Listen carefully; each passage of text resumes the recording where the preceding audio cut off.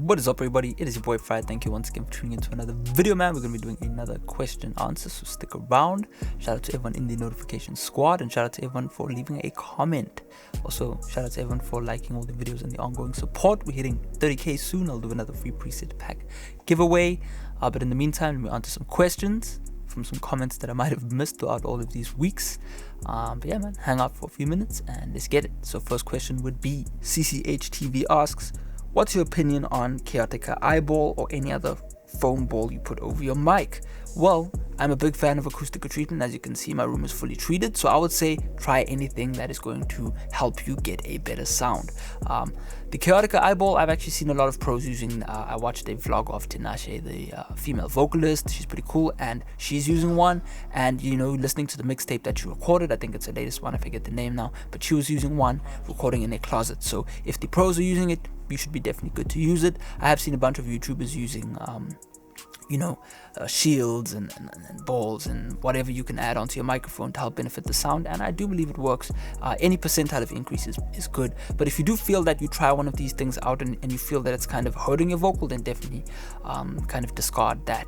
But I believe the eyeball should work. You know, it is a professional piece of gear, or more so, I don't know what you call it, treatment thing. I don't know, whatever form of acoustic treatment is a better way to describe it, and it's made to help you get a better sound, so try it out.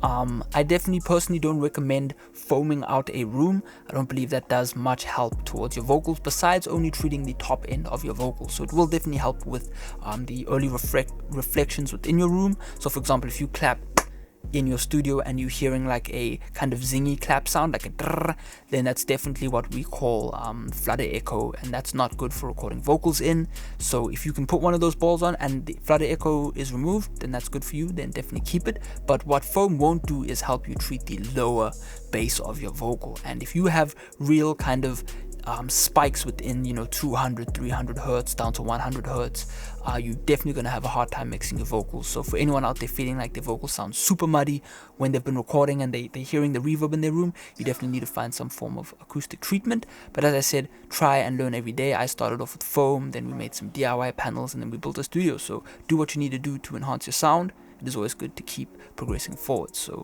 keep recording and good luck. Next question from Wheelbot says, Farai, are there any VSTs you recommend for clean distortion on main vocals? Thanks, love your vids. Shout out to Wheelbot. Yes, there are some pretty cool VSTs out there for clean distortion. Let's kind of break down what that may be. Clean distortion would more so be like saturation. It is the effect of running your audio through a specific type of gear in the analog world. That's kind of where we get this idea of saturation from. For example, the preamp I'm using right now is a Neve 1073, and it has input and output transformers, and these transformers basically add nice color to our signal. So that's how I get my initial clean sounding distortion. It just adds a nice fatness and weight to the vocal. It smoothens out the high end and the bass and just makes it sound nice. So in the digital realm, there are definitely thousands of plugins that you could use to achieve this. From Waves, you can get something like the Waves NLS, for example, but I think you're asking about free VSTs. You didn't say free, but for free you can always go for something like Air Windows. Air Windows is an amazing company. There's a guy named Chris who makes all these amazing plugins for free. If you can, donate to his Patreon. He makes the Channel 7, the Bass Color 4, something I've been recommending for years. The Channel 7 is going to give you a nice subtle harmonic kind of sound. It has a Neve setting, it has an SSL setting, and it has an API setting. Really cool. Bass Color 4 is more aggressive, so what you can do with this plugin, and you can do this with any VST that may have that kind of sound, or can give you that sound, is basically you want to input or drive the input and then turn down the output, and in turn what you're going to leave with is distortion, right? Because you're basically distorting the plugin, and then you're turning down the output to compensate for that initial gain level that has kind of occurred from going into the plugin, from gaining it in. So try that out. Some stuff that I like to use, I'm definitely on the acoustical wave. What else? I mean, as I said, Waves NLS is cool.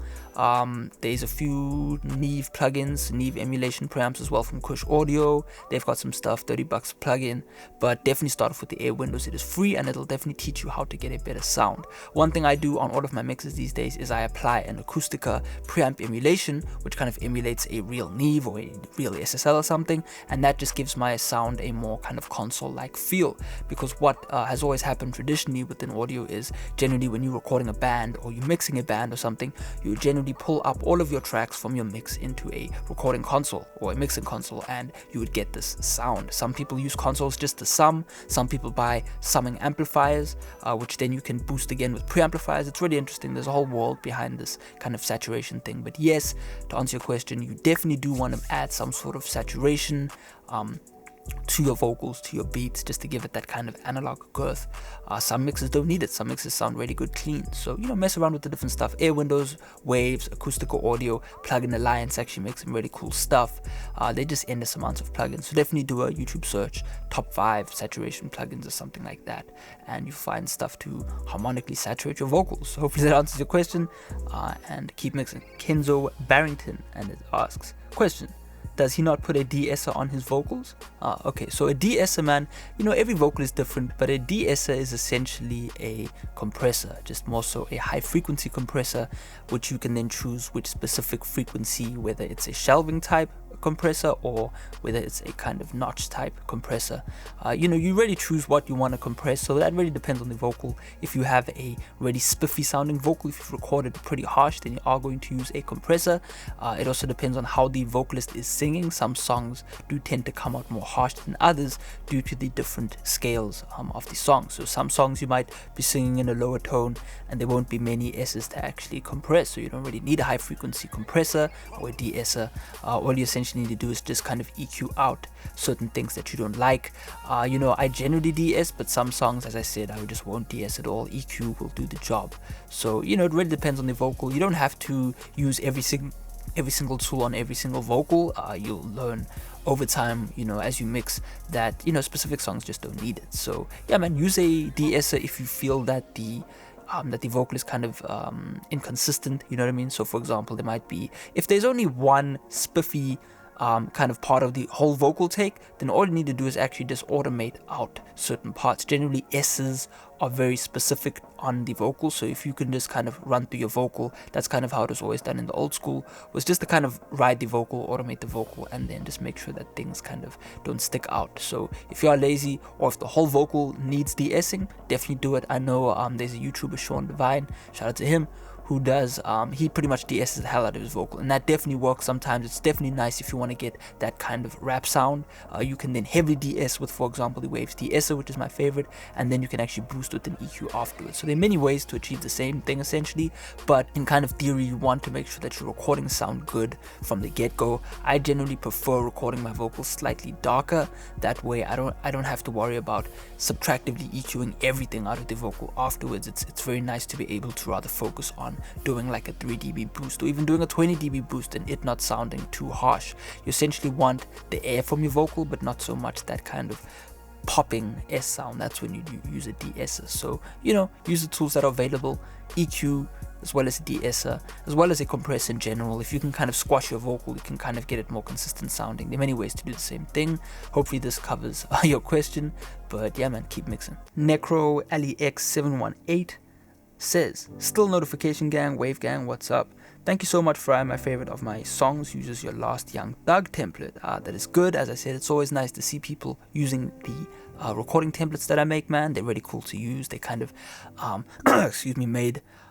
they kind of emulate a traditional studio workflow, with your reverbs and your vocal buses and that kind of thing. So take some time to learn it and you can get some really cool results. So shout out to Necro and shout out to everyone who has purchased a template. We do now include a updated video which basically runs down the whole template format. So if you do feel that maybe my videos are a bit too complicated, definitely cop something. Even if you cop the cheapest item on there, you'll still get the video and you can learn more. So yeah, man, Keep mixing, keep working every day. Shout out to you. Astro asks, what mic do you use, please? Shout out to Astro. Right now I'm using the Neumann U87. This is a vintage one, a P48, which was one with a little battery compartment in the back. This one is slightly different from the newer Neumanns. Not that one sounds better or worse. They just have a slightly different design philosophy regarding them, or regarding the schematic. And that is that I think this one uses an FET amplifier, whereby the newer Neumann U87 AI model, not the P48, this is the P48, uses an op amp to actually amplify the microphone. I think I'm not much of an electronic guy, but you know, slightly different mics. This one does have a bit of a duller sound. I love that because I like darker sounding sources. I love kind of going for that tape sound. But the newer Neumann U87 AI is amazing. But you know, you don't need an expensive microphone these days. These are just nice to have. These are kind of collector's items. You can definitely get a great sound with the SE microphones. Those are definitely my recommendation for anyone wanting to purchase a condenser microphone. These are condenser microphones, specifically a large condenser microphone. A small condenser microphone looks kind of like a pencil or a pen, and you generally use those on like drums, hi-hats, and that kind of thing.